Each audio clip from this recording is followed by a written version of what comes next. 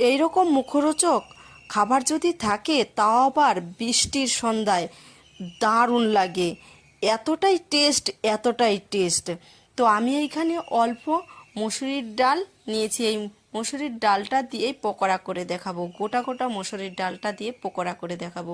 জল দিয়ে আমি ভিজিয়ে রেখেছিলাম প্রায় 1.5 থেকে 2 ঘন্টা। 2 ঘন্টা না ভিজিয়ে রাখলে কিন্তু ডালটা কিন্তু একদমই পকোড়া খেতে ভালো লাগবে না। অবশ্যই 2 থেকে 2 ঘন্টার বেশি ভিজিয়ে রাখলে ভালো হয়। আমি 2 ঘন্টার মতো ভিজিয়ে রেখেছিলাম। এই যে 2 ঘন্টা পরে দেখুন চাপ দিলেই ভেঙে যাচ্ছে ডালটা। তো ডালটা প্রথমেই আমি জলগুলো ঝরিয়ে নিয়েছি। ঝরিয়ে নেওয়ার পর আমি এইখানে অনেকগুলো পেঁয়াজ দিয়ে দিচ্ছি। যেহেতু পকোড়া হবে, পকোড়ায় বেশি করে পেঁয়াজ না দিলে কিন্তু খেতে ভালো লাগবে না, তার জন্য আমি বেশি করে পেঁয়াজ দিয়েছি। আর স্বাদ মতো লবণ দিয়ে এটাকে ভালো করে হাত দিয়ে কষলিয়ে কষলিয়ে মাখতে হবে। মেখে নেওয়ার পর যখন পেঁয়াজ আর ডালগুলো ভেঙে যাবে, তখনই বুঝতে হবে যে এটা মাখা সম্পূর্ণ হয়েছে। এই যে দেখেছেন তো, ভালো করে মেখে নিয়েছি। তারপরে দিয়ে দিচ্ছি আমি পরিমাণ মতো বেসন, কাঁচা লঙ্কা কোচানো।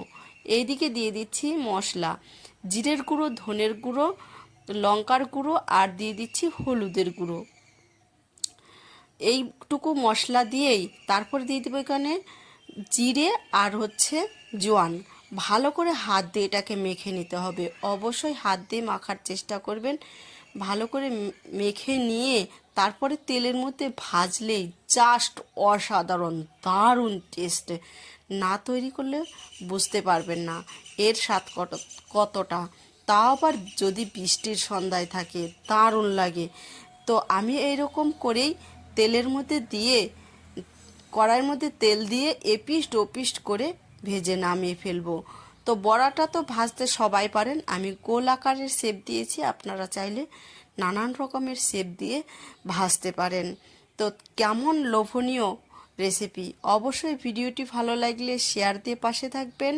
আর নতুন নতুন ভিডিও পেতে আমার পেজটিকে ফলো দিন, তাহলেই নতুন নতুন ভিডিও পেয়ে যাবেন।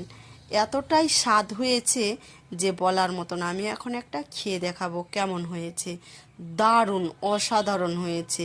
আর সম্পূর্ণ ভিডিওটি দেখার জন্য অসংখ্য অসংখ্য ধন্যবাদ। কালকে আমি অন্য ভিডিও নিয়ে আসবো।